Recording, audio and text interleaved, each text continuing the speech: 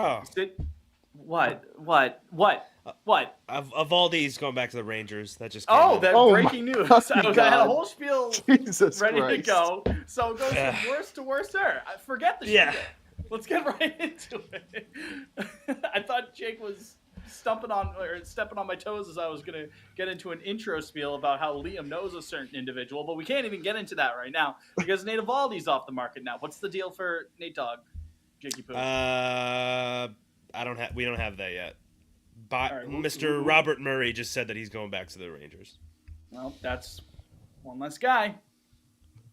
I feel like I should probably turn notifications on for Robert Murray. What do you guys think? Yeah, he's pretty good. Yeah. Considering that he just broke a story that started the episode right as we hit record, yeah, he might be someone pertinent. I think he's one of the big ones. He doesn't tweet a lot of bullshit either. Yeah. He's not like a Heyman, just recycles the same fucking sentence for 48 hours. But the Red Sox are a baseball team, that's what I'm hearing. I can't even believe it. I can't believe it. To be fair, it was kind of like listen, you do not under any circumstances have to give John Heyman any credit. You don't. And the crash out was hilarious. The questions he was being asked there on WFAN were like, hey, John, so you're just a little bitch baby boy and you fill your diapers and you're stupid and you're dumb. He was basically on like Ira and the douche is what it sounds like. What is that? From Parks and Rec. Oh, weenie in the butt. That's what I was thinking of. Yeah, usually. So when I go to that, that shock jock along the same parody, lines, I go to Family Guy. Weenie in the butt. Or Dingo and the Baby is the other one. That was Brian and Stewie. Right. Dingo and the Baby. But yeah, the questions were like, hey, you're dumb brains, John. Do you have any comment on that? Remember when you were really fucking stupid? Like, wasn't necessarily the greatest interview of all time, but. Yeah, I'll be honest. I only caught like the 90-second clip where he's crashing out, but it does sound from what I'm hearing he was very justified in. He was a bit justified, yeah. In the crash out, so good for him, man. Hey, get it off your chest if it's bothering you. Though. I'm not gonna stop people from making the jokes about John Heyman. So. All right, we getting into this? Let's just get Fitz, into it. Fitz, do the spiel. You want to do the spiel now? No, the moment is past. It's okay. All right. Oh, okay. But this is Pot on Lansdowne. And it's over. Winter Meetings Edition. Yeah, Winter Meetings Edition. Yeah. That's Luigi, aka Jake. We're joined by Dave Blunts as well, aka Liam. I am not Juan Soto or Max Fried, aka Fitz. We are glad that you could join us for this edition of the program. Happy Thanksgiving. Well, I guess Thanksgiving already passed, but I hope you enjoyed your Thanksgiving. A lot has happened since we last spoke. And at the same time, nothing. A lot hasn't. Yeah, it all happened in the last 48 hours before we hopped on here. It's an interesting dichotomy, I guess you could say. Saw a tweet earlier this week. It said, "Guy who's only seen two things." It's an interesting dichotomy. There's, there's years where nothing happens, and there's weeks where decades happen, or there's whatever it is. Yeah, Liam, pull it up. I got it. I'll pull that up. I'll pull it up. Let's take a step back here for those who may have forgotten. Yeah, it's from Lenin. There are decades where nothing happens, and there are weeks where decades happen. It's so true. And that we're currently in one of those weeks where decades happen. So yeah, Aroldis Chapman in the big 2024 is a member of the Boston Red Sox, but Juan Soto is not a member of the Boston Red Sox, and Max Fried is not a member of the Boston Red Sox. Nate, wait, sorry, just Nate got 3 years, 75. Holy shit, that's a lot. That's more than his original deal with them, isn't it? By like a lot. I think so. Burns is going to demand $35 million, and Henry is going to back out. I don't care. I don't care anymore. Yes, you do. You care very much. Andrew Heaney, come on down. Today, guys. Today kind of broke me. Can I just say, when that Fried tweet hit, I didn't have my phone. I was tending to my pup Mabel, and Sophie looked at me, and her face dropped, and I knew it was like. They hit the Pentagon. Yeah, it was like when in the Mad Men episode when they all watched JFK getting shot on TV, and then what's his face? The CBS guy, Fitz. What's his name? Cronkite. Thank you. Okay, yeah. Cronkite, takes his glasses off and he's like, bulletin in from Dallas. That's how it felt today. when that Fried and Max Fried, is Max Fried. It's the principle. It's not Max Fried. Like Max Fried's a great pitcher. I would have been overjoyed to have him. Would have fit very well on this roster, but it's like I don't know how many more of these I have in me, guys. How many more Red Sox were very interested. The fact that they were like, yeah, they made a serious run, but the Yankees offer was significantly more. Yeah, that's not a serious run. What are we talking about? I don't know. I look at it this way. Kids. Yeah. I think it stung mostly because we had a lot of fun Monday knowing that the Yankees didn't get Soto, and then the Yankees immediately put their nuts on the table the next day and go 8 years. What was it, like 218? Like I never would have imagined Fried would get 8 years, but I mean, also people I would have been totally fine giving him that deal. I saw people coping. I don't know if I would have gone 8 years. Liam, who's throwing baseballs for this team? Fitz. Who's been throwing baseballs for the last five fucking years? Listen, we can sit Hey, here. Michael Fulmer is going to be a starter. They're stretching him out, guys. Come on. That's a crazy quote to drop after the Fried news, by the way. We can sit here and say like, oh, well, he doesn't project to be, a $28 million average annual value pitcher. Oh, those last 2 years of an 8-year contract are going to really bite. They're going to come to, they're going to have to pay the piper in 2032 or whatever fucking year. The fact of the matter is we learned this during the whole Bogarts situation. We saw this last year and we're seeing it right now. Now, preface before what I'm about to say, I'm not totally panicked yet. I'm not. And I'll talk about that. There is a path. I see a path. It's a narrow path. Our enemies are all around us. Jake being totally panicked means like, okay, I'm maybe about like quarter panicked. Like, because again, we talked about it in the group chat, the POL group chat. Jake runs through the stages of grief like daily. Fucking laundry, dude. You know what I mean? Like he hourly, goes through multiple times a week. It is an emotional roller coaster for Mr. Wallinger. But what I was about to say is that we've learned this over the last couple of years. It's not exactly a new lesson, but all it fucking takes is one team to give that extra year or throw a couple extra $1 million in that average annual value. That's all it takes for your grand plans of signing 2 of 3 out of your Snells, Burns, Fried, or getting whoever it might be. It only takes one team. And the same goes for the trade market where you might be, okay, are the Red Sox going to be in on a Dylan Cease or a Garrett Crochet? All it takes is one team. And I don't know if this is a matter of like, oh, the Red Sox over the last couple of years, the way they've handled these decisions, like our guys. My dad raised this interesting point. I sound like Bill Simmons. I hate to get my Bill Simmons on, but my dad raised this point. Was it about the 86 Celtics? Yeah, right? I gotta say, house. Is this a matter of the Red Sox building a culture where like guys don't want to go there because are they reaping what? Because they suck? Because they stink? Are they reaping what they have sowed over the last couple of years? I don't know if I'm 100% of the way there yet, because at the end of the day, these players that we're talking about on the free agent market are people, and if you give them enough, monetary resources, yeah, you can change that perception. But you've got to be the team that really makes it enticing and pushes it over the line. If you're sitting here having just been outbid by the Yankees, their final offer around that like 210, 215, whatever it ended up being, you're right, it's not a serious offer. So is this just more window dressing that we've gotten from the Red Sox? Just more smoke and mirrors, more big talk where they fall flat and, the one big guy that they get for a pitcher who's just a mid-starter left, even below a fucking Evaldi.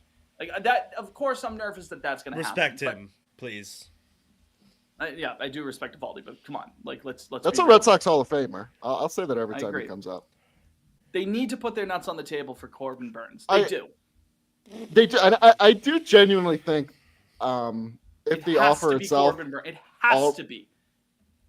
Because there's no one else on the market right now that fits what they need. Like you already lost out on Snell. You already lost out on Fried. Like you need a legitimate workhorse, and like you said, Fitz, like you got to overpay in this market now. So I don't know. Hopefully, Fried is a bit of a wake up call. I don't really think Soto getting $800 million is really a wake up call, because he's an anomaly. Whereas that was always pie in the sky too. That was 100%. Like that was going to be gravy. Locked down. Yeah, and so I look at the starting pitching market, and I hope Fried is kind of a wake up call where he's like, oh wow, the Yankees just lost out on Soto by a handful of $1 million, and they immediately went out and threw $220 million at Max Fried. Like it is, and this is probably part of Breslow, getting acclimated to this whole thing too for a second off season. But I look at it. He came out today, and he's talking to TC, and he's like, yeah, like you got to be willing to get uncomfortable. I'm like, all right, so do it. Actions speak louder than words. So do Actions it. Speak louder. Get uncomfortable. Clearly, they weren't comfortable giving Fried that kind of deal, because if they were significantly off, like where Marge is just sitting there and she goes, the only thing you can do at a time like this is laugh, and she just gives a blank stare. Like that. Yeah. That's right now. Let me touch on two things. Let me touch on two things real quick. Was he in the airport at the winter meetings and he was just asking for a minute, then he asked for a second minute like his predecessor? A minute. He's gotta. Again, yeah. Okay. All right. Fitz. Hold on. Let me finish. Fitz. No, fine. Go, Jake. One thing what's the opposite of defense? Attack. In attack of Craig Breslow. Right? Is that doesn't sound right, but you can say in offense to Craig Breslow. You always hear like when a GM gets hired or something, like in a big market, like, oh, they're getting acclimated or blah blah blah, like with these big deals, and Liam just said it, like Craig getting acclimated. It's like these guys didn't live under a rock like before they got the job. Like they know that sports contracts cost a lot of money, and you have to negotiate them and bid against other teams. Like it's not these off seasons don't exist in a vacuum, unless Craig was in some Aaron Rodgers cabin retreat for the last 4 years. He has to know this is a pattern for the Boston Red Sox. So that's one thing. And the second thing is, and you guys touched on this a couple minutes ago, the whole thing with these big deals, when you hand out these mega contracts, we've been over this a million times, is you hope I guess you almost assume at a certain point that the first half will be the productive half, and then you take what comes with the second half, because it's like you're paying for that first half. Really, the thing is, the last 7 years of Red Sox contracts, they don't even get the first half. They're just bad all the way through. Like, think of the big money we've shelled out. Story, Yoshida, Sale. What is that? You're getting, how many good seasons you get there? One? Like, I'm sick of the middling stuff. Like, at least when you pay the big guys, those first years are good. Hold on. Liam, is Jake glitching? Because he's glitching on my end. No, I'm hearing him fine. Oh, thank you, Liam. Okay, well, fuck me. That's fine. Okay, keep going. Sorry to interrupt you. No, I just... That's okay. I'm sick of this shit. And again, not to reiterate the point, obviously Juan Soto gets the biggest contract in the history of professional sports ever, full stop. Yeah, who cares? Your offseason was not going to be a success or a failure based on whether or not you got Juan Soto in Boston, right? It would. Well, I'll disagree with that. I would say if they did get him, they did have a lot of leeway. Sure. Okay. On everything else. But, okay, yeah. I would be like, hey, this works for me. Yeah. I don't sign to anybody else. Yeah. Fair enough of a point. I guess I'm saying it's not deemed a failure that you didn't get him. It's more so the other way, right? Only one guy can get, or one team can get a guy like Juan Soto. It is what it is. But Juan Soto doesn't pitch. And Craig Breslow himself, immediately after the Soto news comes, or over the weekend, I guess I forget specifically when the quote came out, but he was like, yeah, the number one priority is pitching. Maybe getting 2 or 3. You're doing awesome, Craig. Of the biggest, yeah, right? Maybe getting 2 or 3 of the free agent, like prime free agent starters outside of Sasaki being posted. Maybe that was always a bit of a pipe dream. Sure, fine. You know what I mean? It is what it is. But at some point here, man, like, you can't be saying, oh, we recognize that the big need for this team is starting pitching. We have the resources to spend. you've got to get into the mud with bidding for someone now like a Corbin Burns. You have to. You have to get up to $30 million plus per year. You got to get up to 7 or 8 years. You think Corbin Burns isn't doing backflips seeing that Max Fried just got 8 years? At 30 years old, Corbin Burns is going to be like, I'm fucking set. Fangraphs, the player profile thing, roster resource, the crowdsourced contract for Corbin Burns was 6,180 at 30 mil. I think 30 mil is a fair average annual value for a guy like Burns. He's sick, but 6,180 is not going to get it done. And I fear that the brass for the Red Sox are going to think, well, that's fine. You know, he's worth exactly 30 million. So we're not willing to go higher than that. We might be able to push it to 6,200, but we're not willing to go higher than that. No, you've got to go something along the lines of like 8,240. If you want to keep it at that $30 million average annual value, you've got to tack on those last couple of years for security. You just have to, or else you're going to let him go to the Giants, or you're going to let him go to the Blue Jays, or he'll somehow end up on the fucking Dodgers like everyone else does, or whoever it is, right? Whoever it is, you're going to be on the outside looking in again. So you could say, oh, you know, we stuck to our price, but you're going to be left without the guy again.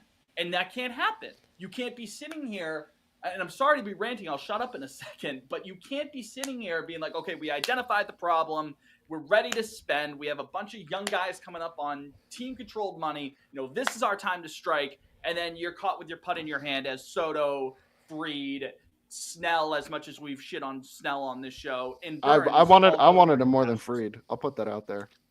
Fair enough. But no qualifying matter offer. How you rank that was my thing. Your Burns, Fried, Snell, no matter how you put them in whatever order, if you end up with none of the three, then you look like a fucking asshole.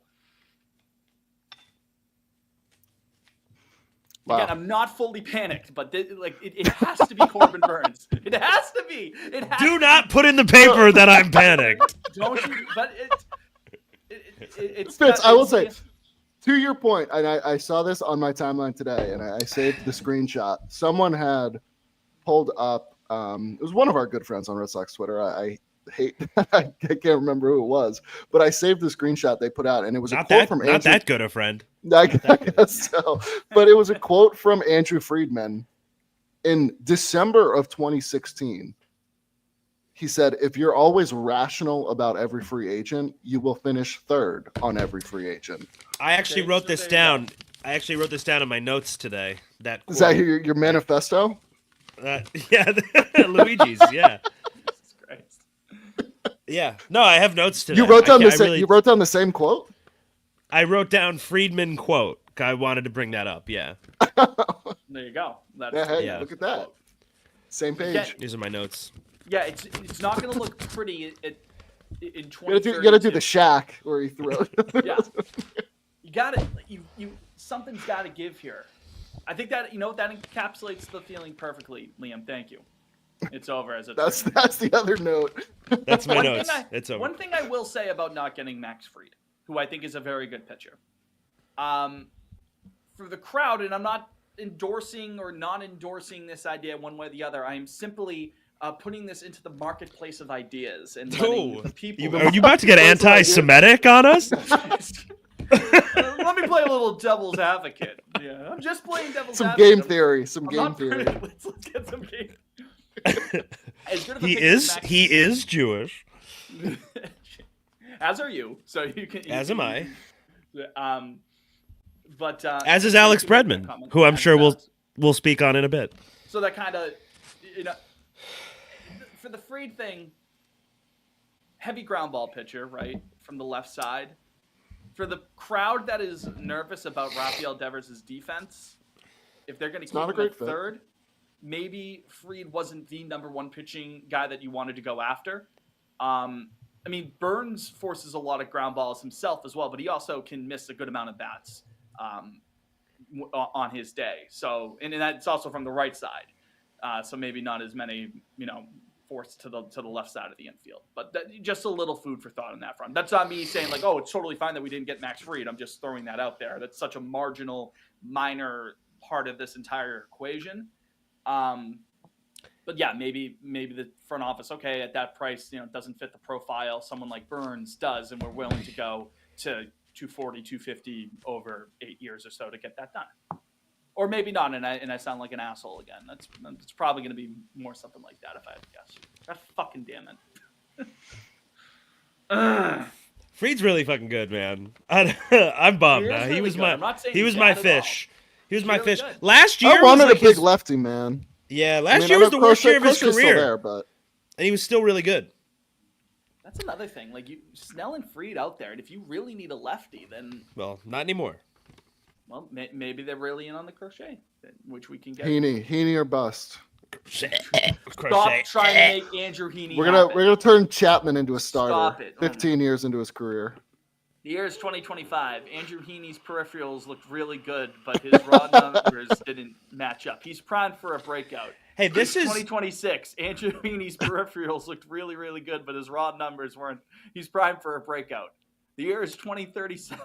This is unrelated to what we were just talking about, but I guess we have to talk about this guy at some point. And also, I want to bring this up. Aroldis Chapman. That sucks. You want to get into the Chapman stuff? That sucks. But I just wanted to. So the Red Sox on their Twitter, the announcement, like the hashtag Red Sox today signed left-handed pitcher Aroldis Chapman to 1 year contract with 25. This image they posted. Why is there like a close up of a Red Sox jersey, like poorly put behind? It's very strange. It's a very strange image. Go look at it. It's weird. Like, what's going on? At Red Sox, we're talking about here. At Red Sox.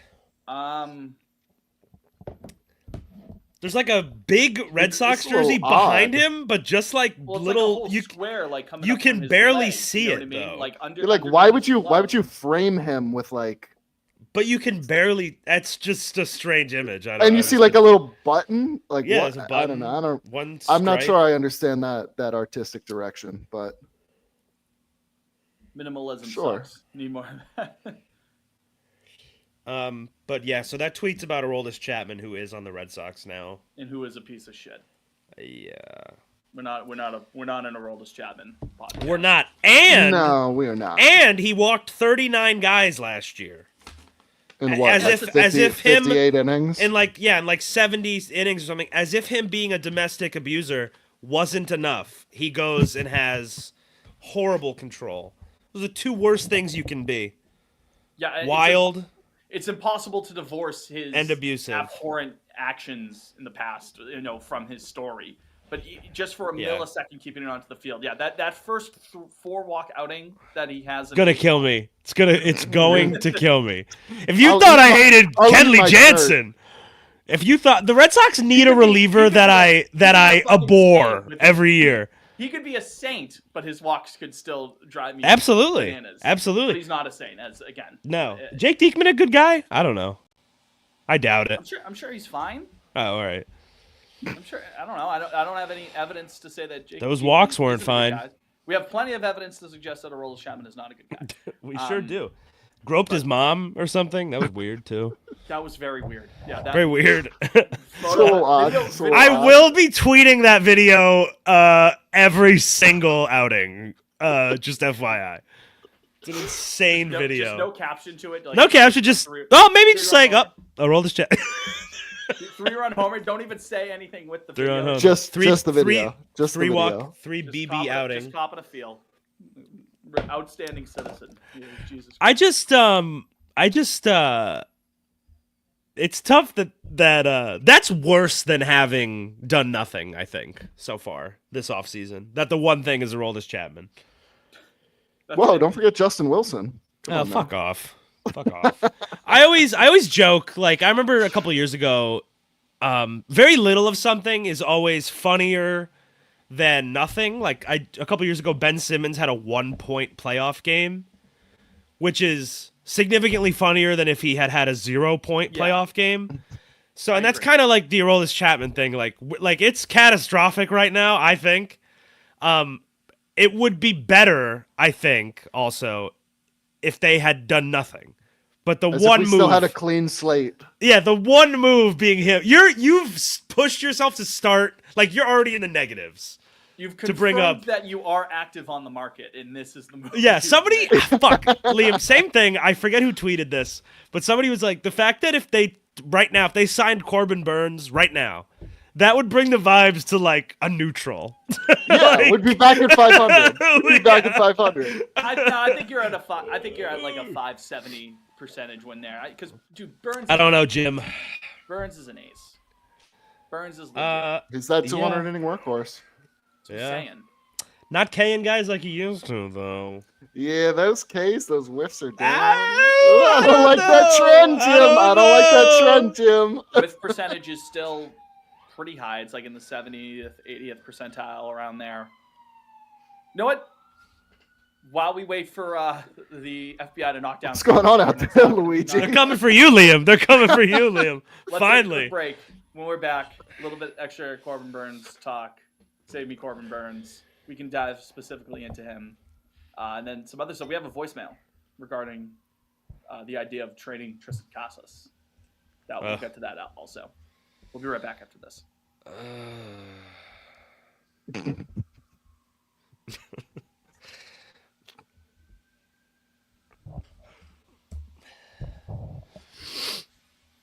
We're back. Pot on Lansdowne. Jake Fitz and Liam here. Post Thanksgiving, post Soto signing, post Fried signing, not post Corbin Burns signing though. We're happy that you could join us. We're on Twitter. We're on our every other week bullshit right now in the off season. Although we will be releasing an episode next week.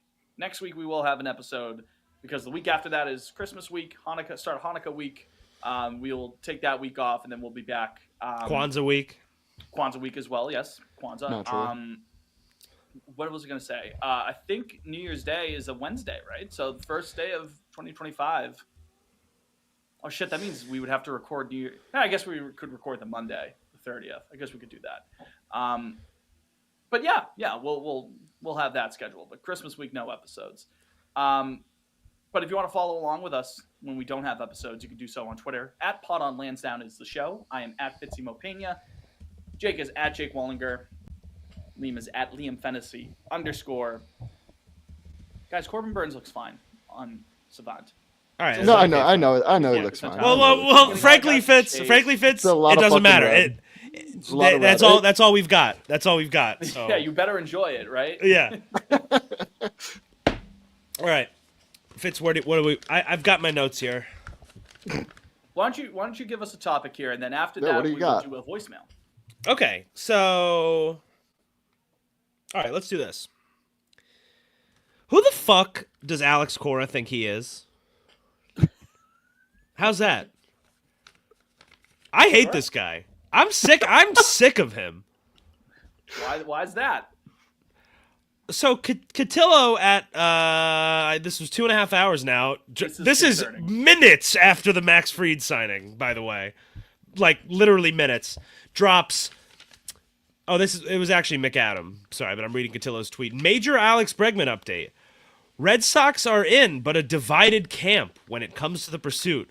Cora and Kennedy want him. Breslow more hesitant. I'm with Breslow, by the way, on that front.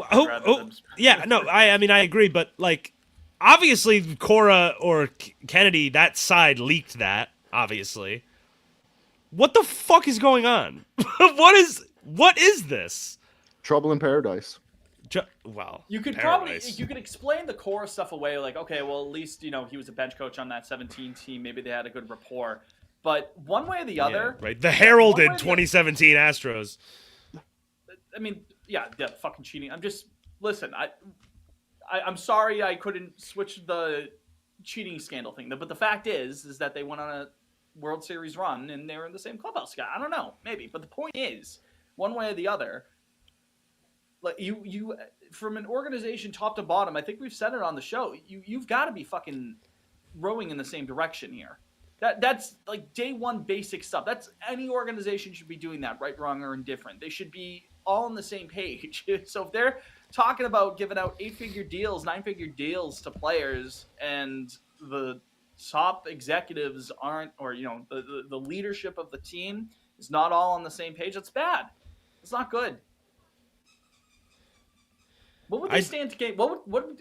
Whether whoever leaked that, what would they stand to gain from leaking that? Like chaos. Chaos is a ladder. Yeah, right. Someone's going for a power grab. It's a power grab by Sam Kennedy. Dysentery among ranks. Sam Kennedy, they're calling him Deep Throat. Ben. I don't know. I mean, it makes no sense to me. And I know I mentioned this in the group chat before we hopped on too, but like, why? If we go back 4 years now, it's like, okay, you brought Cora back after he was suspended, but Heim Bloom's in the CBO office now. They clearly were never on the same page. Then you go through this rigmarole of trying to look for a CBO last winter, and it sounded like people were denying the job left and right. They're like, we're not interested. And then now there's a report this winter. I wonder why. I wonder why they weren't interested. Clearly, the on-field and the off-field guys aren't on the same page. So, I mean, I don't know. It reeks of, just dysfunction. Like, someone is clearly just too heavy-handed in the front office right now. That's what he's doing right now. That's almost the more egregious one. Like, Cora won a World Series managing, like, really, though, who is Sam Kennedy? From the respected 2017 Astros. Oh, managing for the Red Sox. I thought you were saying with the 17 Astros. Sorry, I was an asshole. I thought you were just saying my point that you made fun of with me. Guys, he was also on the 2007 Red Sox. That's right. 3 rings, Alex Cora. I'm crashing out, Jake. I'm sorry. I was just saying, Sam Kennedy, like, go sell some tickets, jerk off. What are you doing? Like, get out of baseball ops, you freak. Like, I grew up with Theo Epstein. Get fucked. I don't care.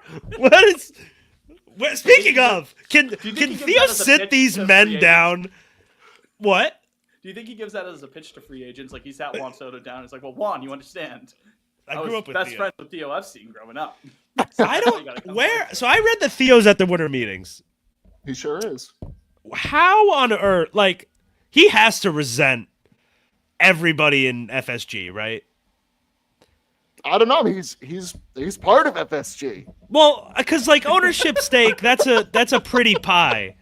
That's a pretty thing to get a hold of. But like the men, I mean, the individuals running he has to be like, well, who are these guys?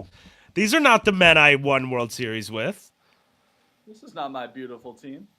You may ask yourself. I'm just everything is really bad right now. It is every single thing. They're fighting. The front office is fighting with the manager. I look at it this way. I'm sure like Breslow was hesitant to give a deal like that to Bregman. And here's the thing. We're talking about like you got to overpay on the market. Position players are not the guys I'm overpaying for this winter. I'm sorry. That's my aspect here. That's kind of where I'm at. Player per se, right. But again, Breslow himself said it's got to be pitching. So you already have position players on the team that are overpaid and are hardly ever on the field. So like, why do I need a guy like Bregman to come in? Like a righty bat that you could throw in DH. You know what I mean? Whether it's it's probably not going to be Teoscar Hernandez, but someone. Yeah, who was? It was Stats that said it, and I'm with him. He was like, watch them overpay for Teoscar this winter to like cancel out the Nick Pivetta pick you get, and then you're stuck with Teoscar for 3 or 4 years. I'm like that. They could have just had Teoscar last fucking winter. Like, yeah. And at the end of the day, it does come down to like just be fucking decisive. Like, be a man. Somebody needs to speak up in that room, and clearly, when Cora's speaking up, Sam Kennedy doesn't like it, and then vice versa. So I don't know what it is. Other way. I don't know. That's the only way I'm reading it. Sam Kennedy does like when Cora doesn't like when Kennedy speaks up. No, they agree with each other. No, they agree. Yeah, with that's each what other. I was. It's Breslow that disagrees with the two of them. Yeah, I misheard what you said. Okay, that's fine. Yeah. Here, let me check my notes. What else you got? What else you got in there? What else I got? Well, so I just have sort of a general kind of thing on the. So we have Bregman. So I wrote down a little trio here: Bregman, Teoscar, Arenado. No. How's that? No. Why? No. Why? Why are we doing any of that? I mean, Teoscar makes the most sense because he is not really a good defender, so it's like a pretty obvious, like, yeah, that guy's gonna DH a lot. why are we even looking at the offense? Obviously you should never be fully satisfied. They scored the 8th most runs in baseball last year. That's not the biggest issue. And also you have a cavalry of position player prospects that are imminent. I really don't understand any of that. You need to improve defensively, A, and B, you do need to even out the offense, even if it's just a little bit. You got to get it ready in there. You do. Okay, yeah, yes. So that I'm not saying that I totally agree with a pursuit of Alex Bregman. I don't totally agree with a pursuit of Arenado, as we've talked about on the show, but that's the idea. That's the prevailing wisdom. Well, Mabel pooped on her pad, which is good. Oh no. Oh, no, it's good. Okay. No, that's good. That's good. That's a good thing. Okay. I thought she said on his head. No, on her pad. She has like a pad that. The pee pads. Getting way better with the puppy training, though. I will say. Does Marshall eat his poop? Does Marshall ever eat his poop? 2 occasions he has. Yep. Yeah. Okay. So, what a sick freak. Listen, Mabel does too. Mabel does too. Fucking gross as shit on her. What? She didn't do it. Marshall eats his poop too. So. All puppies do. I know. Well, I'm saying you get freaked out about it, but I don't. It's normal. It's disgusting. Yeah, it's part of growing disgusting. up. Right. I ate my poop. I ate my poop. Who among us? So your podcast is Jonah, clip that I ate my poop from Jake. Friend of the shooter and a poop eater. There it is. Where were we? Dog. Talking about. I think the only thing I really understand about signing an aging Bregman to a long deal is like I don't know if Cora's being the manager, the player's manager that he is, and he's like, we need a guy with like actual intangibles who wants to sit in the clubhouse and like take questions after tough losses and I don't know, mold the young guys that are coming. That's like genuinely the only thing I can.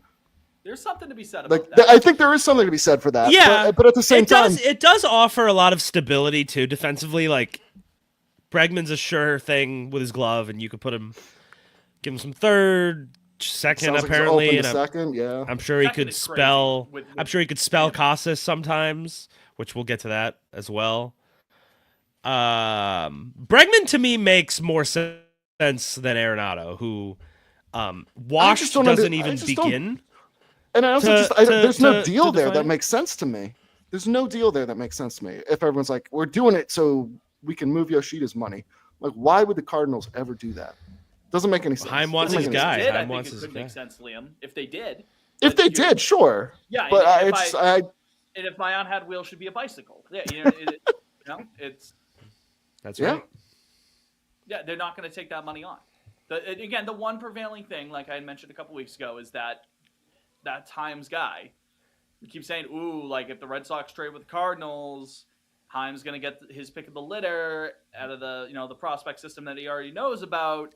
Well, that scares me. That part scares me. First place. So, you know what I mean?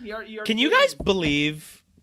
Like, just take a step back from all this. Take a big step back, and talk to yourself. Let's say talk to yourself from July of 2019. You'd say, hey, 5 years from now, it's a fucking nightmare. It's a disaster. We're in ruin. They say, no, we have Mookie Betts and Xander Bogaerts and Rafael Devers and Chris Sale. And you'd say, no, we don't. Well, we do have Rafael Devers. We do have Rafael Devers. Yeah. And Andrew Benintendi, they'd say. And JD Martinez. And you'd say, no. All gone. But Papa. Andrew Kashner. Andrew Kashner. We just added Andrew Kashner. What do you mean? Like, it's crazy. I mean, misstep after misstep, right? The last 5 years.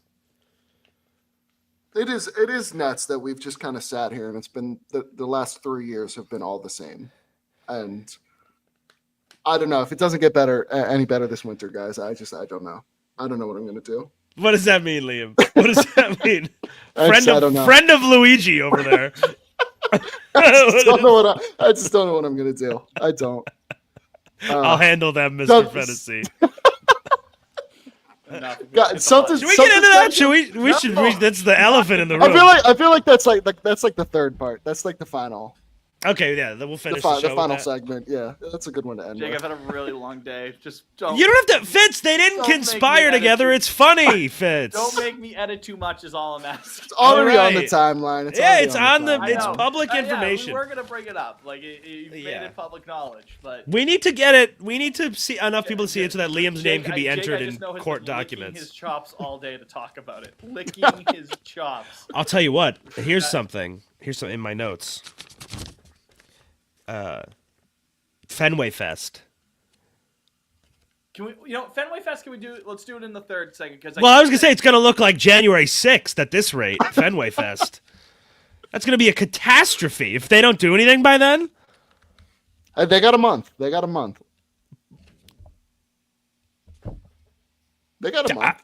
I mean, they have a month, but I just mean like the options are dwindling. There are still options on the table. Sophie just texted me Brock Holt. What does that mean? Did he sign with the Red Sox? What about Brock Holt? Oh, they had him in 2019. It was a reference to my monologue. Oh, of course. Let's listen to a voicemail. That's true. Oh, yeah, right. Forgot about that. Voicemail, that's why. Reel us back in, Fitz. That's what I was trying to. Then we'd start talking about Luigi, and I was like, I'll hold this off. So. Let's listen to this voicemail. Friend of the program, Nate, one of our most loyal listeners, coming in with another voicemail. Let's listen.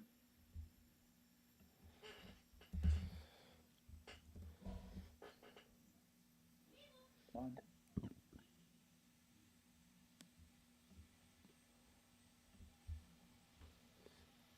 Okay, here we go. Turn on the speaker. Come on. This very sketchier than chicken pox is. There we go. What's up, gang? It's Nate. How's it going? I just scraped some shit off of the side of my stove and ate it, so my tummy feels really bad. But I feel like I'm going insane seeing people like these takes that we should trade Tristan Casas. He's shown that when he's healthy, he's literally the best hitter or the second best hitter on the team, and maybe the best hitter in baseball. Like, I feel like I'm going crazy. I don't know about that one. And no disrespect, love the man. We've given Bobby Dahlbeck how many chances when he's healthy, and we're not going to give Tristan Casas any chances because he's had 2 freak injuries. I don't even care about Crochet. Crochet's nice. He's the exact same guy. Has shown to be good, but is also hurt. And Tristan Casas is doing way better. Was that it? Did we lose him? Nope. No, 5 more seconds. Oh, okay. Way more than Jared Crochet. What the fuck are we doing?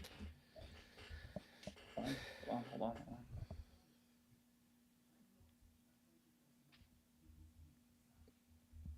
Nate, as always, thank you for the call. Appreciate it. And if you want to make a call to the Pot on Lansdowne voicemail line, you can call. Jake. It's been a cut. 617-420-2431. Yeah, at this point, I think 617-420-2431. If you want to be featured on the program. As for Casas, we've said this before and we can say it again. It doesn't make any sense this year to be dealing Tristan Casas when his value is presumably going to be as low as it's going to be moving forward, barring any extraneous circumstances with the health, because the plate approach is magnificent. His command of the zone is magnificent. Obviously, he's got the juice, the pop from the left side of the plate. The first base defense isn't incredible, but I don't necessarily care about that, the way he fucking swings the lumber. If you're of the belief they're not going to extend him because of the injuries, he hasn't been able to put together a consistently healthy season. Well, if they're not going to extend him, they shouldn't trade him because the value is too low for you to extend, so it's going to be too low to trade. It doesn't make any sense. He gets thrown out, for trade ideas to Chicago or to Seattle or whoever it is. I think out of him and Abreu, I think it's clearly, unfortunately, Abreu is much more primed to be traded. It doesn't make any sense to move off of Casas at this time. I'm completely against it. I agree with you, Nate. I don't think that he should be dealt. No, unless you're getting fucking Shohei Ohtani or something like that. Like it's realistically there's nothing that I think makes sense for Casas. I mean, I look at it this way. I'm with Nate. I'm with Nate. Okay, I too. I thought you were about to be devil's advocate yourself. Over there, I was just teasing you. I look at it this way too. I had a minor crash out, probably right before Thanksgiving, on the timeline in regards to the Casas rumors, and I don't know. We even heard a little bit more about it in the last 48 hours. I guess they had brought him up to Seattle on some early talks this winter in regards to Brian Wu and one of their other young arms, whose name is escaping me. And the Mariners were like, no. So, I mean, if you're not even getting one of the Mariners' top arms for Casas, why would we even entertain moving him? Because like you said, Fitz, the value is low. When we talk to Lou, we should be looking at 2025 as a show me year from Casas, that he can stay on the field. Mm-hmm. Because if he can stay on the field, then you're right. He could be a top 15, top 10 hitter in baseball with an OPS around 800, and he's hitting you 25, 30 home runs. 800's low, by the way, for his healthy stretches. Yeah, I was gonna say you're talking. He's pushing 9 when he's healthy. May through August 23 was absolutely unreal. He was one of the best. He was one of the best hitters in baseball. So if you can keep Casas on the field all year, we have Freddie Freeman at home, guys. I know we joke that Valdez is Juan Soto at home, but genuinely the comps for Casas coming up in the minors were that he was a Freddie Freeman hitter, and when he's healthy, I don't see anything that refutes that. So all this talk about hey, look at it this way: if he can't stay healthy this year, Vlad's a free agent next winter. Cool. Everyone's making the jersey swaps of Vlad and trying to trade for 1 year of Vlad this winter. That makes no fucking sense to me. And like Nick said, we gave Bobby Dahlbeck, I think, more chances than I've ever seen a professional baseball player get. So it doesn't make sense to me to try to move him this winter when the value's that low. See what you really have with the guy to know for sure this year. And if he can't stay on the field, he can't stay on the field. And then it is a serious red flag at that point. But from what we've seen in 2023, and everyone's going to be like, oh, you had that awful April, still walked 14 times in April. It was his second best month for walks in his rookie year. Trust me, I know, because I looked at it a million times during his rookie season, because everyone was like, oh, well, he's not actually hitting. Well, you got to look at the fucking plate approach. These are the guys that the guys that call into EEI and they didn't watch the game. They just look at the box score. So that's where I stand on Casas. Give me this year. He can prove to the world what we know he actually is. There's no sense. There's no sense in moving him. Sorry. The fact that other teams are calling about him at this point should tell you. It's like the general principle, when the Tampa Bay Rays call you over, someone just hang up the phone. The fact that Casas is being, the White Sox really want Casas for Derek Crochet. Yeah, shit. That should be a non-starter. No, because again, if the value is this low, to okay, well, he hasn't put together a full season yet. If that's the case and they're still trying to knock down the door for Casas, that should tell you something. Should absolutely tell you something.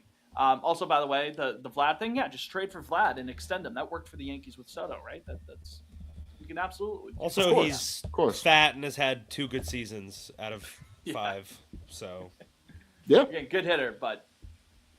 I mean, if you're gonna get he's Vlad, some fucking model of consistency. Casas is He's not. I'd rather sign Pete Alonso than Vlad. At least I know Alonso's gonna give me 30 home runs for sure. Vlad's gonna get paid. Vlad is still a mystery box. Vlad's gonna get paid he's done. He's done his 21 and 24 seasons every year, single season, and that's he has far not, from the truth. He has not, and I've also he can't play defense. So you're getting a DH. I'm sick of that shit. Get him out. Get him out of here, brother. Yeah. Hashtag bench him. Bench him. Hashtag I'm all set. I have no interest in giving Vlad whatever he's going to command next offseason. Not like the Red Sox would anyway, so I don't know why we're even entertaining they don't overpay for anyone anymore. Yeah, so what are we doing? Mike Rodriguez character, dude. Oh, fuck him. What did he say? What did he 5 say? minutes ago, or 6 now. According to it's a picture of Corbin Burns and a picture of Dylan Cease. Verbatim. According to my sources, the San Francisco Giants and the Toronto Blue Jays are jumping ahead of the Red Sox, but it is still believed that Boston has a better chance. Those are 2 different statements. I fucking That's hate 2 those different kinds of things tweets. to say. How you can't say the Red Sox have a better chance if they're being jumped ahead. That's not how it works.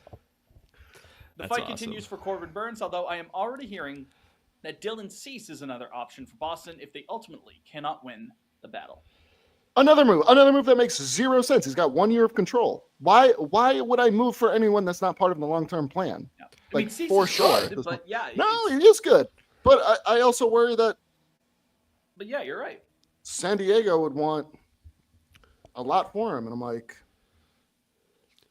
it makes no sense if it's a 1 year deal for a starting pitcher. Like if I want a frontline starter, I want to make sure he's here for the next 4 or 5 years at the very least. Correct. So Leo in the YouTube chat says, guys, is it over? Yes. Answers. Yes.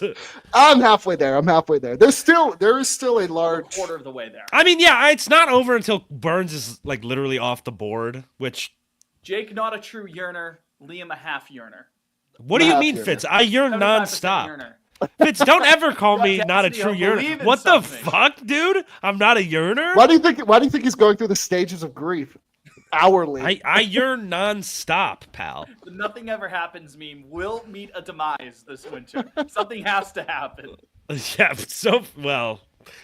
I just wanted to Casas. Yeah, I've been loud and clear on my disagreements with that. I think it's idiotic. Well, you know what? Where's my notes? Here they are. My notes. This is the first time you've actually written notes. I like it. Yeah.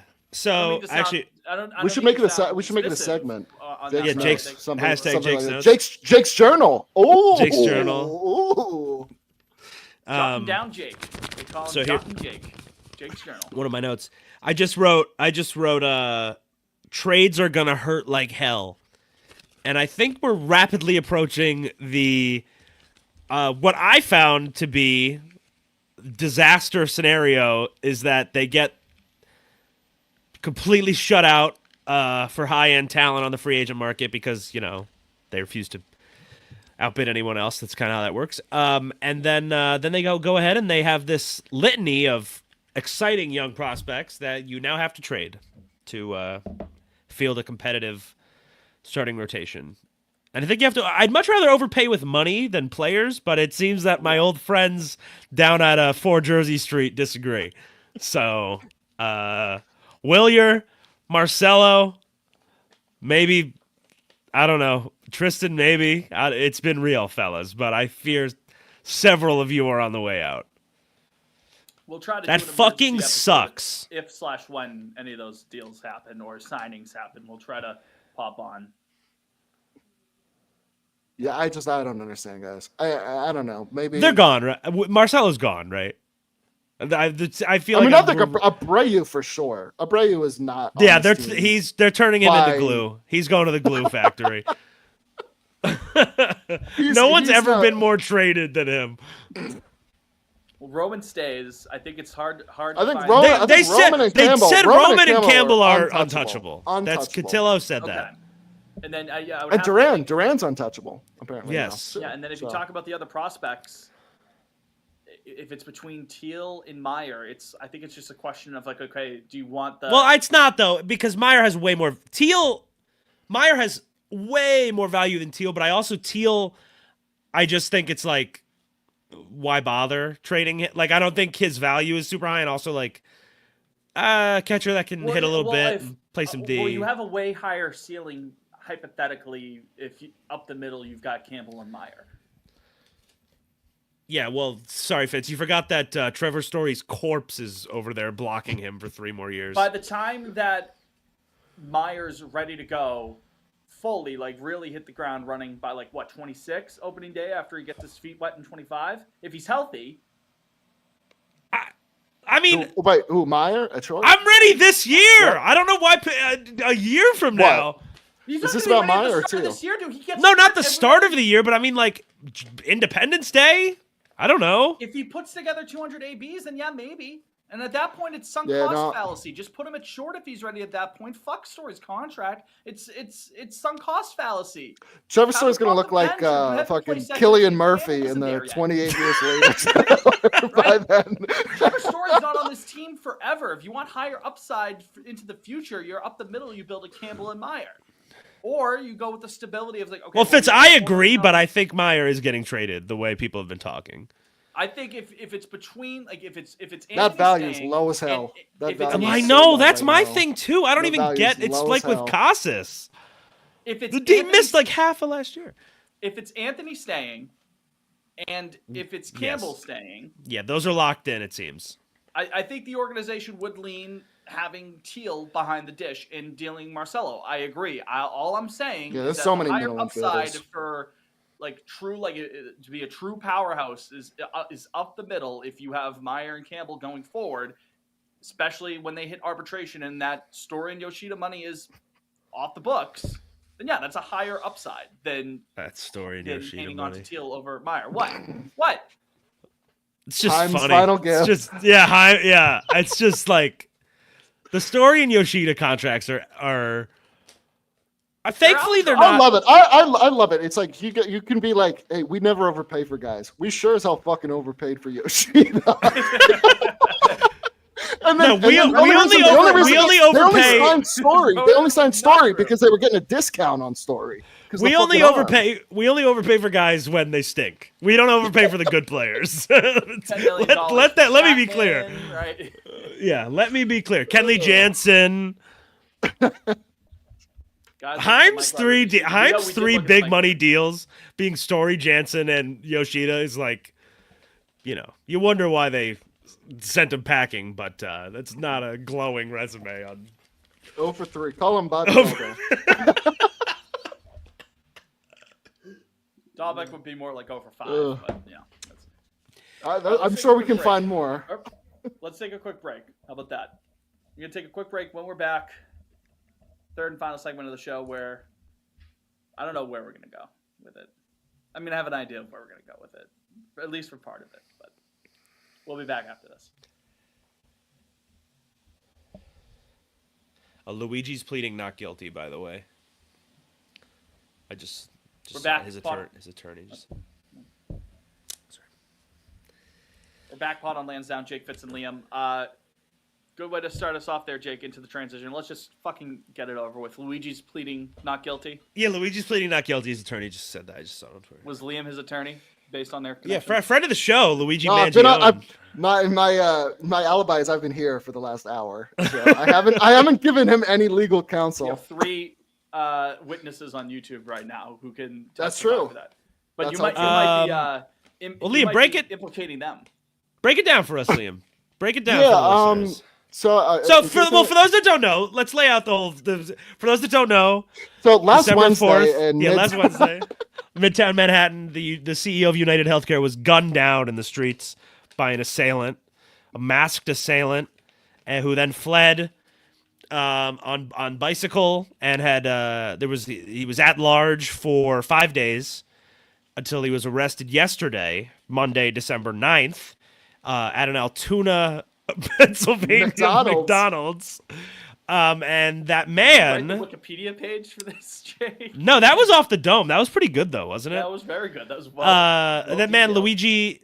Well, Liam, is it Mangione or Mangione? Do you know? I believe it's just Mangione.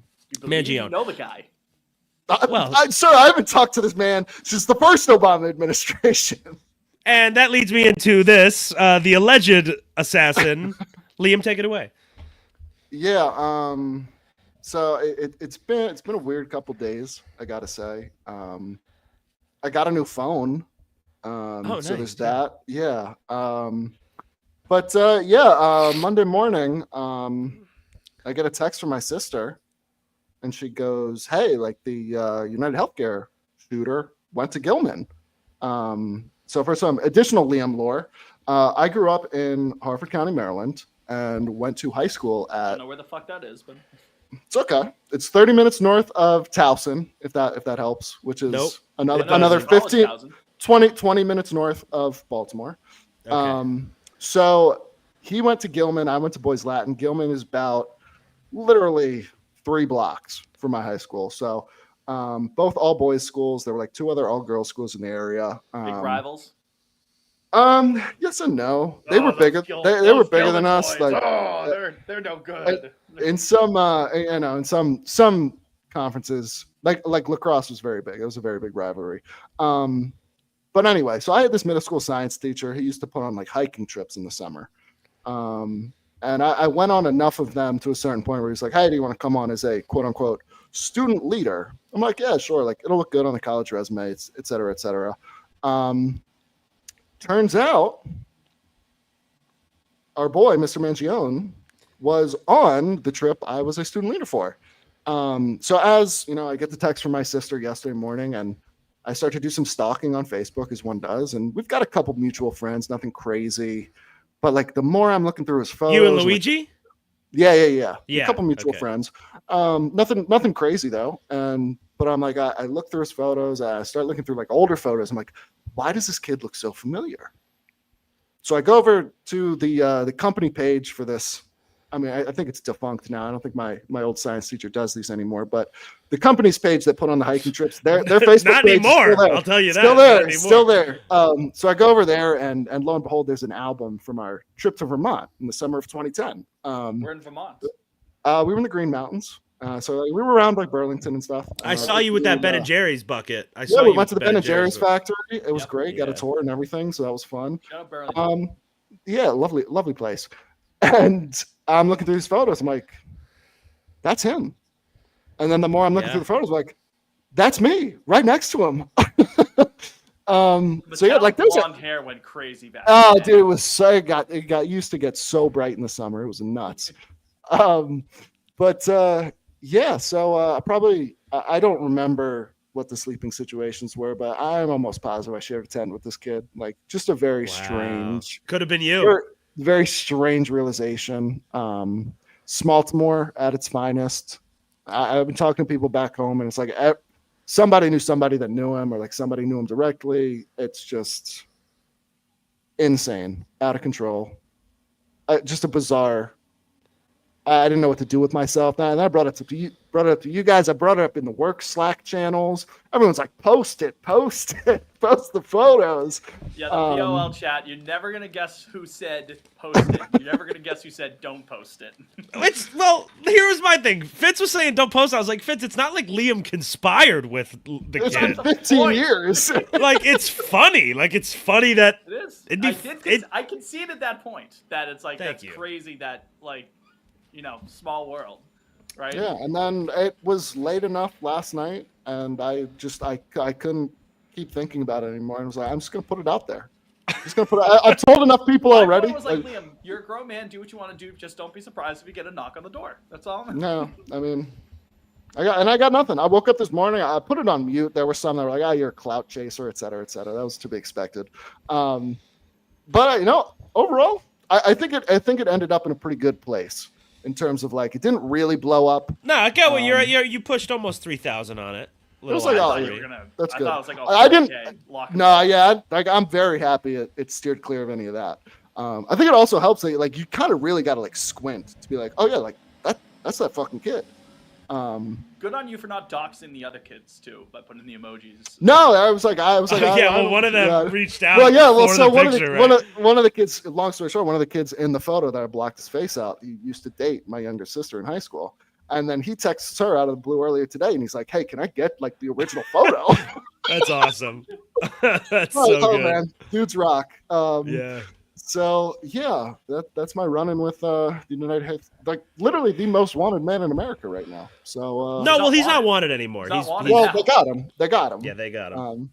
But just a weird Monday, I gotta say. Liam, if I'm not saying this would happen, but like if randomly they were like, can you vouch for if his defense was like, Liam, will you take the stand and vouch for his character? Yeah, would you do it? I don't. I mean, all I remember from they ask you, they say Liam, they knock on your door, they say, Mr. Fantasy, will you vouch for Luigi's character? Would you do it?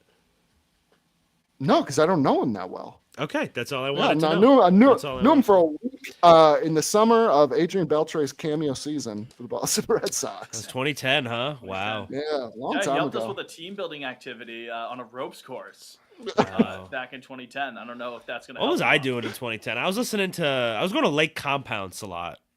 You guys ever heard of lake compounds? No. I don't think so. It's right down the street from ESPN in Bristol, Connecticut, about 20 minutes north of my home. It's an amusement you were park. Homunculus at that point. You were what, 12? Water park. 11. 11. I'm 11, so shut the fuck up. Liam, how old were you? You were what, 16? No, I was 14. 14. 15 for you, 14 for me. Oh, okay. No, yeah, so I was 14 in those photos, and the kids are like, I was only going into my sophomore year of high school. The kids on the trip were like 7th and 8th grade. Wait, you're only 3 years older than me? That's not right. I'm 29. 3 years older than you, I think. So you're 4 years older than me then. Yeah, because Liam's got a year on me. So I got like 4 months on you, Fitz. How are you 14? When's your birthday? September. Oh, okay. The trip was in the summer, so yeah. You're I was an elder 14. 3.5 years older than me. Yeah. Yeah. So just round up. Okay. I got it. Yeah. I was a little Yeah. confused there. Mine's easy in terms of the age because my birthday's right at the start of the year. So January 6th, right? if only. If only. 4th, but very close. If my mom held on for a couple more days, it would have been a real interesting. Been great for the brand. 25th birthday. It would have been. Like my grandpa died on January 6th. Oh. 2023. Yeah. I think. Yeah. Yeah. He was racist, so it's okay. Oh God. Ow! Ow! Was Pops wrong for this? Was Pops wrong for this? What else? We had one other thing for the final segment. I'm trying to remember. You see Wicked yet? You see Wicked, kid? No. Oh my God! Grow up! Why? Why? Cinema on Lansdowne. You've never seen the play, so go see the fucking movie. What do you mean? What does that mean? I don't want to go sit there for 2.5 hours. Listen, get real, Liam. Listen, if there's a nice young lady that wants to see Wicked and wants to go with me, I would be more than happy to. That just feels like one. That just feels like one where I'm like, I don't really want to go and sit there by Liam not myself. comfortable with his masculinity? Listen, I saw Barbie by myself, so you can't put that on me. Wicked's better than Barbie. Wicked is significantly better than Barbie. I did not like Barbie. So I did not like I also Barbie. heard, like, why is it? Apparently, nothing happens in the second part, is what I'm gathering. Nothing ever happens. Well, of course. Well, the movie is just the first act of the musical, right? And like all the notable things happen in the first part, is what I'm gathering. Yeah, that's fairly true. But I think they're adding stuff. I don't know. It's a good movie. Go see it. I do want to see Gladiator, though. I still got to see Gladiator. Jake shitting on Liam just now for not having seen Wicked is why I wanted to make a point to see it this weekend. And my only option was to see it at 9 a.m., which I. Let's talk about that. This is such a Mark Wahlberg. I didn't even know they opened the movie theater at 9 a.m. He got groceries at 6 a.m. right before. I've never heard of somebody going to the movies before. I thought the first movie was always at like noon. Or like 11:30. 11:30. Yeah. Like I had no idea you could even see a movie that early. Sunday. Listen, dude, when I tell you that we wanted to go Saturday and nothing in the area, Braintree, Randolph, Dedham, Hanover, nothing, unless it was at like 11 o'clock Saturday night. And I was like, no, I don't want to do that. I want to chill Saturday night. So the only other option to have this cinema on Lansdowne was to watch it Sunday morning at 9 before football and before I was due to go out to dinner with my family. Oh, that's awesome. And that dinner reservation at a place in Weymouth, the Venetian, delicious Italian place, You have to like make reservations for like their whole Christmas thing, like a couple months in advance. Apparently, my mom was like, I had to get these reservations in fucking August, and the only time that they had open for it was like 8:15. So that's why I had a late dinner. That's a long Sunday, Fitz. It is a long Sunday, and it's emotionally draining when you're waiting on the Juan Soto news the entire time. It's like, you guys ever seen the image of Mark Wahlberg's supposed schedule? Yes, where of course. He gets up at like 2:30, prays, works out. Well, you have to stay prayed again. up. Yeah, you got to stay prayed up. Yeah. He goes to bed at like 4 p.m. Takes like a 20-minute nap. Crazy. Yeah. There's like a 20-minute nap at like 5:30 in the morning. Let's look this up. Give me 1 second, okay? Because I want to Mark make sure Wahlberg's schedule. Daily schedule. Mark Wahlberg. Oh, We're I not got going to it. talk about any more Red Sox thing unless news drops. So if you're staying for that, then okay. Also, this FAQ typical daily schedule: 2:30 a.m. Wake up. 2:45 a.m. Prayer time. What does he do in those 15 minutes? It's a mystery. But listen, we don't know. 3:15 a.m. So 30 minutes after the start of prayer time is breakfast. 3:40 to 5:15 a.m. is a workout. 5:30 a.m. is a post-workout meal. He showers at 6 a.m. He golfs at 7:30 a.m.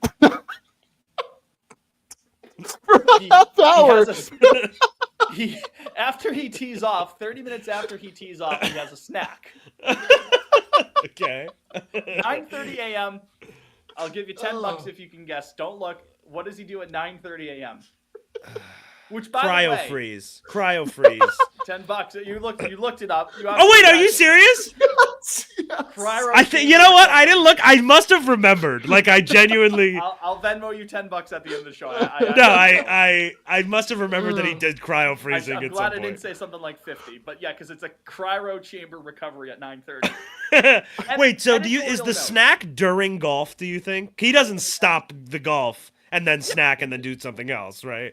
My one guess here, because there's no way you can get a fair amount of golf in the span of just 2 hours, even if you have the course to yourself. He's sprinting. I could say he does 9. If he does run, he's running. I also have to imagine he's got like a Top Golf setup in his house. That's my thing. He probably has a simulator. Yeah, That's exactly. probably my guess. That's got to be what it is. Golf. Either that, or he does run all 18 holes, and that's why he needs the cryo chamber. Well, I don't think he's doing 18 in 2 hours. It'd be 9, I think. Even then, you still got to get the chamber recovery. I'm making I need to put this in the timestamps. Mark Wahlberg schedule. This has to be in the timestamps. This is too good. Okay. Anyway, so cryo chamber at 9:30 a.m. It gets so much. I have so many questions, Vince. At 10:30 a.m. after the start of an hour after he starts the chamber recovery, he has another snack. Yeah. 11 a.m. is a combination of family time, meetings, and work calls. Okay. How different do you think the meetings and the work calls are? I got to imagine those are fairly similar things. And to put that as a catch-all with family time, I don't know if that's very healthy, Mark, but I don't know. No. 1 p.m., he has lunch. 2 p.m., he's like Yoda, waking up, going back for more meetings and work calls. 3 p.m., he picks up the kids at school. Okay. So how is he having family time at 11 a.m.? Just his wife, I guess. After he picks up the kids at 3:30, he has another snap.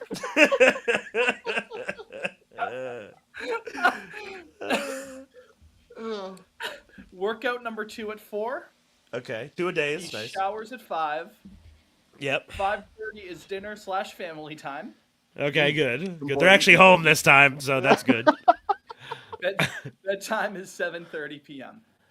His bedtime is 7:30? 7:30 p.m. So I've thought about this when was this that like popped off? Like 5-6 years ago? I don't know. Whatever. Like it was 5-6 years. The thing that Reddit, captivates it was posted on Reddit. It says 2 years ago, but that was definitely longer than 2 years. Yeah. The thing that captivates me with this is that Oh yeah, I got September 2018. like Okay, yeah. So obviously, like checks out. it's ridiculous. But I think the most ridiculous part is that like what time does he wake up, Fitz? 2:30. 2:30. 2:30 in the morning. So he goes to bed at 7:30, wakes up at 2:30. You could just move the whole schedule so that you're a normal person. Like you could just go to There's bed. no need to get up at 2:30. You could just go to bed at 10:30 and wake up at 5:30, and then you're 2:30 significantly a.m., more wake up, normal. 3 o'clock at a cab to the airport. 4 o'clock in the morning, board the flight. 5 o'clock, stop that from happening. Like, why does he have to go to bed at 7:30 and wake up at 2:30? Throw everything else out. Everything else weird about the maybe he's schedule. trying to cut down on family time. Can he? Right. That's interesting. He hates his family. But it's got 30 family minutes. time 3 times a day, so you can't say he doesn't. And I'll tell you what, for a So- guy that claims to stay prayed up, there's not that much prayer time in there. They just There's a prays ton once. of prayer time. A half hour. That was my next point. Once a day. You got to be You'd running think he 2 a would've prayed days. before bed, You too. got to He's be working running out 2 a twice a days. day. If you're staying prayed up, it's me and my True boy Catholic Jesus would here. say, I What have does he my own say? relationship with God and not pray. That's what they would do. Is he Catholic? I feel like he's definitely like born Yes, again I and think weird. he's Catholic because it's Oh. his rosary app, so like the Catholic rosary. Oh. The And Hallow he's, and app. he's from Boston. Download the Hallow app, guys. And stay prayed Yeah, up. but he's like a fake Catholic. You know, if you're weird like that, that's not real Catholicism. Yeah, real Catholicism is Real very Catholicism is when guilt you're inside lapsed, of you. I think. He gives me like mega church vibes. Yeah, That's not like real. That's real not real. Catholicism is like kind of hating Catholicism, I think, and the As- church and as all a that. Catholic, yeah, there's a lot of aspects of If you Catholicism. don't Yeah, have you Catholic can't- guilt, you're not real. No, You're not in if the you're club. if you're really religious, that's not that's fake. Adult converts, that's basically what he is, and those are weird people. You don't Trad want to cats. associate. What? Trad Tradcath? Exact. That's what he is. Mark Wahlberg was beating people up for being Vietnamese in the 90s. He has not lived a life without sin, okay? Like the dude, I mean, come on. half hour of prayer time is Do you think he's so religious because he feels guilty for not stopping 9/11? I would hope so. He's like, it's like George Like, do you Bush think in that that's what same pushed thing. him? Yeah, he lives with this like eternal angst that he could have, according What to is him. that- I mean, No, what is I don't that think he Onion could have stopped headline? it, but he does. You see, he's making a movie where he does stop a Where plane he stops hijacking. No, I don't know if he's it's 9/11, but he There's is. no way. Yeah, Here it it's is. Mel Gibson's directing it. It comes out this next year. It's called No, I'm Fitz. I'm 100% serious. Guys, here's the Onion headline for Bush. George Bush debuts new paintings of dogs, friends, and ghost of Iraqi child that follows him everywhere. It's called Fitz, it's called Flight Risk. Okay, so that's not exactly what I thought it was, but it's a US Marshal escorts a government witness to trial after he is accused of getting involved with a mob boss, only to discover that the pilot who is transporting them is also a hitman that has been sent to assassinate the informant. After they subdue him, they're forced to fly together after discovering that there are others attempting to eliminate them. Wow. Doesn't sound as good as Troop Cop, though. You know that Mark Wahlberg movie? Which is that? Troop Cop. Troop Cop? Yeah. The tagline That's for it. all his movies? The criminals thought they could mess with this cop. They didn't know he was also a troop. Oh. It's an old tweet. Well, I'll tell you what. Wahlberg is a complete hack these days, but Patriots Day, pretty decent movie, all things considered. I enjoy Patriots Day. I really do. Yeah, it's actually Troop pretty. Cop. It's actually pretty good. Troop Cop. Also, insanely stacked cast. Patriots Day. Yeah, really. Well, like Kevin Bacon's in there, isn't he? Johnny Sack pulls up like 2/3 through, and he's playing Mayor Menino. It's crazy. Oh, Does that's Johnny right. Sack do a Mumble's voice? Not really. No. He Actually, does. I would Sounds say like straight. Johnny Sack. I would say straight up no. He doesn't. It's like how Sebastian Stan reportedly didn't do the Trump voice for The Apprentice. Listen to this. You know what I mean? Mark Wahlberg, he's a made-up BPD guy. Kevin Bacon is a special agent in charge of the FBI field office. John Goodman is BP Commissioner Ed Davis. J.K. Simmons is another cop. Michelle Monaghan, God. love her. That's my goat. She's Mark Wahlberg's wife. Alex Wolff is Zokar. Johnny Sacks, Menino. Melissa Benoist, that's Supergirl. She was Whoa. she was Tamerlane's widow. Jimmy O Yang was the Chinese kid that they steal his car and then he runs into the gas station. This cast is low. I might have to watch Right? it. Rachel Brosnahan is like a nothing character that gets her legs blown off. Unreal. David Ortiz is in it. They recreated the speech. Sean Avery is in it for some reason. The hockey player? Yeah, he's also in Oppenheimer, Sean Avery. Sean Avery, the dirty hockey player, is in Oppenheimer. Yeah, right before the Trinity test when it's raining, he's one of the guys in the tent and he's like, we doing it tonight or something? He's one of those. He has a speaking role. He has a speaking part. Oh yeah, I know. I know this guy now. Yeah, Sean Avery. He's got a budding film career. Did not know that. Yeah, Oppenheimer. There he is. He's also in Tenet. That's interesting. What do you think Sean Avery and Christopher Nolan talk about? That's crazy. From GQ Sports, yes, that is retired hockey player Sean Avery in Oppenheimer. That's the headline. I recognized him in the theater. I was like, what? They made a rule, Sean Avery rule. You can't turn around and wave your stick in the goalie's face to distract him. Yeah, because he did that. So yeah, Wicked I thought was pretty good, Jake. I liked it a lot. I had my doubts going in. I liked it a lot. In fact, I loved it. A little too long. There were parts of the movie where it comes to a screeching fucking halt. For like 10 minutes at a time. Like, okay, let's get this pacing back on track. Does it look as ugly in theaters as it does in the trailers? Not great color grading. They the color grading is horrible. It is washed out. Didn't they build real sets and shit too? Sets look good. Sets look good. Okay. But you're in Oz, dude. And I'll tell you what, the big moments, they look good. I would say the big moments, like Popular, Defying Gravity. Ariana Grande was great. Cynthia Erivo was great. Great. Yeah, she's great. Jeff Goldblum, great. Yeah, cool. He's having a ball. The amount of times I've said to myself the last Michelle Yeoh, not great. She was shot. Oh, really? Well, she's fine. She just can't sing, and she has to in the movie. That's not helpful. Which is not great, yeah. The amount of times I've said over the last 24, 48 hours to myself, Jake, me and Bach. Me and Bach. Bach. You've been listening to the soundtrack at all, Fitz? Al's had it on, yeah. Oof. No one mourns the wicked. Yep. Good stuff. What's your fave? Me together, me and Bach.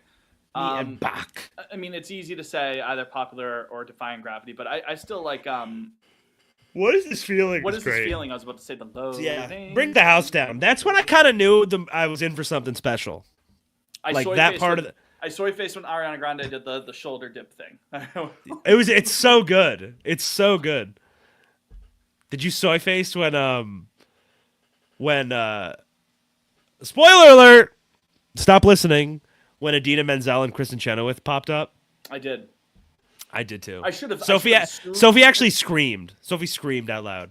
I should have assumed that they were going to be in there. They would have given them a little something, but I was like, ah. They kept it secret though. There was nothing about the two of them being in it. Me and Bach. Was there a post-credit scene? No. I thought there might be, but there wasn't.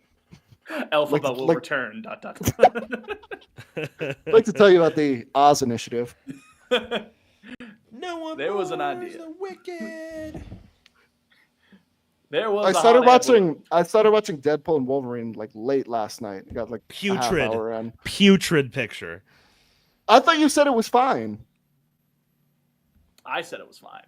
Oh, maybe that's what I was thinking. Yeah, Liam, watch your tongue, pal. I don't know. It's been a couple months since it came out. It was like, it's on Disney Plus, and I'll pop it on. I don't know. I was having fun for the first 30 minutes, but then it was midnight. I was like, I gotta go to bed. Wicked. Jake just has a vendetta against Ryan Reynolds. I think that's. I mean, rightfully so. Thank you, Liam. He fucking sucks. Understandable. I'm just saying that. Oh my God, him doing actors on actors with Andrew Garfield is so evil to Andrew Garfield. So disrespectful. My boy Garfield deserves much better than that. Garfield goes and gets hair plugs, really good hair plugs, and rips off several great performances. He gets rewarded with that with Ryan Reynolds. Fuck out Ryan of here. Reynolds has never done anything close to Tick Tick Boom. Leave. How's Come that on now. Gatorade? Good Tick Gatorade? Tick Boom's a banger Good. of a movie, by the way. I love Great Tick Tick picture. Boom. Is that G0 or is it regular? Oh, G0, you know. Yeah, you a G0 guy? Actions speak louder. G0's good until you have regular G and remember it. And then G0's not No, just regular G is just too sugary, man. Too sweet. good. Too sweet. All right.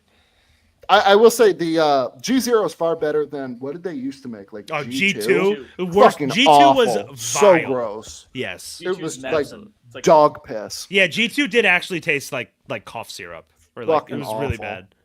Yeah. Yeah, G0 at least like it maintains some of the flavor. It's a nice middle ground. Nice middle ground. It's a good year. It's a good year.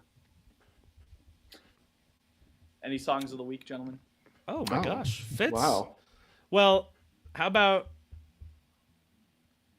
What Is This Feeling by Ariana Grande and Cynthia Erivo. Thanks. There you go. It's mine. Liam? So I'm not gonna have a Wicked song, obviously. So let me go 30-90. Tick Tick Boom. Since I'll try to stick with a musical theme. Oh, so you're going to put the ball in my court. Yeah. I figured you were going Nice. Wicked too at that point. So Yeah, well, now that we're at two different musicals, all right, pick a third musical I'm then. gonna try to think of a third musical. I got to think here.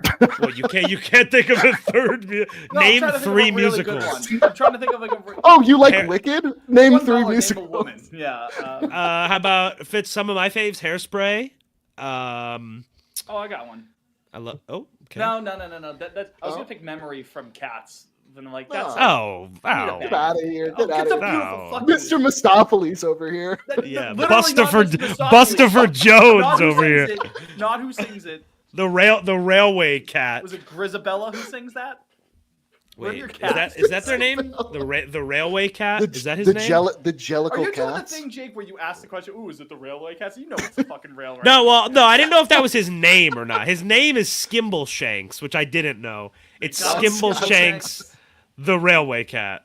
They call him McCavity, don't they? Trump loves cats, famously. That's right. That's right. He You guys have said fucking that. loves Andrew Lloyd Webber.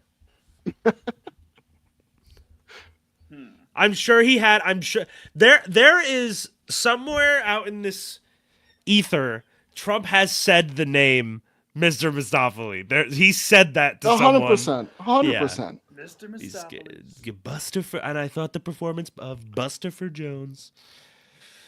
Oh, Jake, speaking I'll of pick- Trump, I'll pick a song from your boy Lin-Manuel. I'll go the Schuyler Sisters. Okay. Yeah. It's a good one.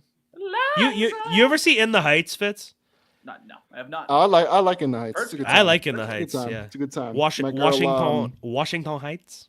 Is that racist? Is that my girl Oh, Melissa that's, Barrera? Bring that Special. back. Bring that. Ow! Who? Mercer Barrera? Yeah, that's my girl. Yeah. Special. Yeah. She's woke now. Very. They fried her That's why ass. that's for not why it. that's not why they're making another Scream. They fried her ass, but we stand. We stand, do. Melissa. Come on the pod. Yeah. Who's the other girl? You know, the other girl was Batgirl, and then they fucking canned it. Filmed the whole movie. Oh, and that's said, right. And said, With and said "fuck you." fucking That's what they said. Brendan Fraser. With Brendan his Fraser. chips in hand. Michael Keaton was in there too. That's right. J.K. Simmons. it. They had everybody, and then they said, "No, tax write-off." It's like the Acme movie. I want to see that so bad. It's not like it. Actually, Wile E. is Coyote. exactly that. It is Yeah, I literally know. that same No, exact I- scenario. Well, I would rather watch the Acme one than Batgirl. Yes, I if would I'm as being well. honest. Yes. People were Probably saying that was wouldn't gonna be have seen special. Acme. Batgirl? Yeah, Acme. Yeah, no. The Yeah, fucking still images we got looked pretty cool, man. No, you got. I love that. I love that. Is it John Cena? Is John Cena in that? John Cena's in there. It's Will Forte, yeah, that would Bugs Bunny, of course, but naturally. naturally, Daffy Duck, Elmer Fudd. The whole gang's there. Go. All right, here. Wait. All the This is how we'll stars end are it. here. Go until we run out of Looney Tunes characters. We'll go in a circle. Jake, Liam, Fitz. Okay. I'll start. Speedy Gonzalez. Tasmanian Devil. Can we name the ones that we have already named, or can we? Just No, those are off the Oh board. shit! So, Oh fuck! Okay, now I'm so gonna have trouble. Bugs, Daffy, and Elmer Fudd are off the board. Sylvester. Pepe Le Pew, who I believe is gone. He got canceled and he's not in anything anymore. Did we say Roadrunner yet? Nope, you're good. Okay, all right. Tweety Bird. Wile E. Coyote. No, I might be tapped. Oh, So come Keep on. it going, Jake. Fitz. Keep it going. I haven't seen on, I haven't seen a Leaves. Looney Tunes joint in years. Bob- All right, Fitz. Yeah, okay, nice. That was my Gossamer. Who's Gossamer? He's the one. He's the one that he's red and he's just like hair. Oh yeah. Okay, yeah. Martin Yeah. the Martian. Oh, shit. Fuck. Is her name just Grandma? What is her name? I know who you're talking about. Well, does she have a one name? Fitz, I'll admit defeat if that's not her name. No, I'll give it to you. That shows acumen. Oh, Granny. Her name's Granny. Yeah, that's fine. I'll accept Holy that. shit! There's 229 Looney Tunes Lola Bunny. characters. Oh, wow, Fitz. That's a great pull. That is. I'm surprised we didn't think of that. I said Elmer Fudd was off the board, yes? Yep. Oh, the other, Porky Pig. Oh, that's awful. Yeah. Yeah. Did we not say Daffy? No, Daffy was off the board. He was not. Okay, You're not alright, I allowed just to, wanted to double check. to do Daffy. Why, guys? Why is there a category here under Looney Tunes characters on the Looney Tunes wiki that just says Nazis under the letter the letter N? Who are they? Can you tell us who they are? Oh, okay. There's actually quite a few. Alright. Famously Adolf Hitler, naturally. Yep, absolutely. Hada Marie. I don't know if we Oh. know her. Blonde woman, very seductive, actually. That's interesting. Oh. Schultz, Von Vulture, and Colonel Frankenheimer. So there are your Say 5 Speedy Gonzalez Nazis. yet? Jake? I said Speedy. Yeah. Okay, you win. I win. You won. Yeah, I'm out. There's one. I had one. Fitz. I had one more in the chamber. Who? Yosemite Sam. Oh, I thought we said Yosemite Sam. Oh. Fuck, I would've No, said we Yosemite. didn't. Ah, That's damn. all right. That's all right. Fitz, it was Who a good battle. who is Sloppy Mo? Sloppy Mo Pena.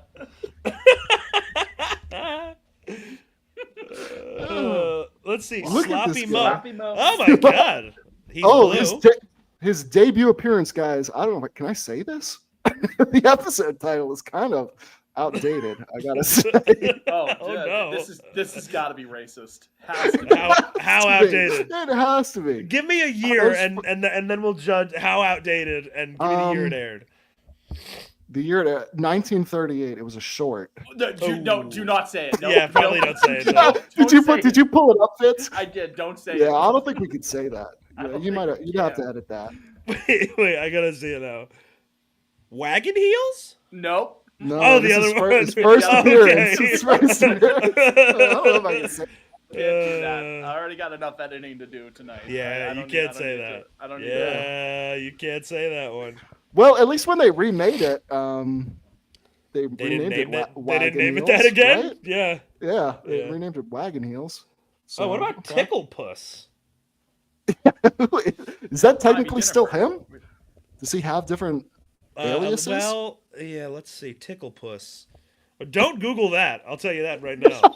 Don't Google that. Make sure you're still in the Looney Tunes wiki when you search that. Make sure your safe search is on. Incognito mode. Yeah. It would seem Tickle Puss is Sloppy Mo. I think it's the same. guy. Okay, all right, that's Yeah. good to know. Please, Yeah. Ticklepus was my father. Is Sloppy Mo? Where have we seen him in 80 years? Do we know where he is? Sadly, it seems we have Sloppy not Mo seen. shot. I don't think It would seem we have Sloppy not Mo's seen- gonna be our opening day starter. Sloppy Mo has not been seen since 1945. That's upsetting. He's in Argentina. Oh wait! Tiny that's Toon good. Adventures. No, I'm sorry. He must have appeared at some point in the 80s because it says he's in Tiny Toon. Oh, Tickle Puss is in. But isn't that 80s. Sloppy Mo? Well, Or did they rename him Tickle Puss in the 80s? we'll address this next episode. That's a teaser. Yeah, we'll break that down. Sloppy. Well, I think that's enough for tonight, yeah, fellas. I think so. I think that's all I got. That was a Over good way an to hour end and a it. half. We ended strong. Woo! Hoo-wee. Look at what the Fitz, no offseason's edits. done to No us. edits. We behaved. Couple edits. No. Couple edits. Really? Well, I got to put in the voicemail too, so that's an edit. Oh, Yeah. oh. Yeah, Okay. that's fair. Yeah, so No owls, I mean, I don't think. we'll have to review this. So for Jake, for Liam, I'm Fitz. Go to VAR. Thank you for listening to this edition of the program. We will talk to you next week with a special guest. Special guests, I should say, leading up to the Plural. holidays. But until then, go Sox. Try not to crash out. And obey your mother. Obey your mother. Guys, there's still a path forward, and I can see it. And we will be in a better place a week from now. That's the Liam Fantasy guarantee. Well, that's I'll leave at lofty. the end of this episode. I don't know. Yeah, we'll be in a better place. But yeah, go Sox. Obey your mother.